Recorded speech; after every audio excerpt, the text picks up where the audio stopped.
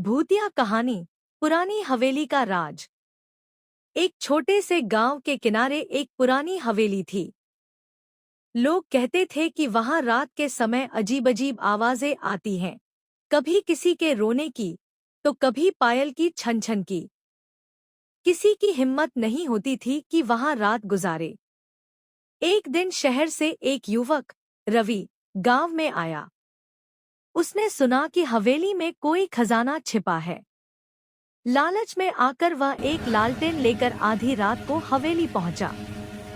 हवेली के बड़े बड़े दरवाजे अपने आप चरमराते हुए खुल गए। हवा में सड़न और धूल की गंध फैली हुई थी।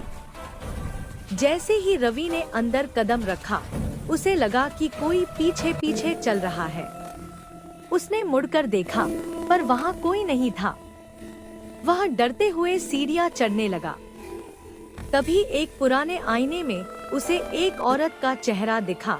सफेद साड़ी में, लंबे खुले बालों के साथ, लाल आंखें, और वह मुस्कुरा रही थी। रवि का दिल जोर जोर से धड़कने लगा।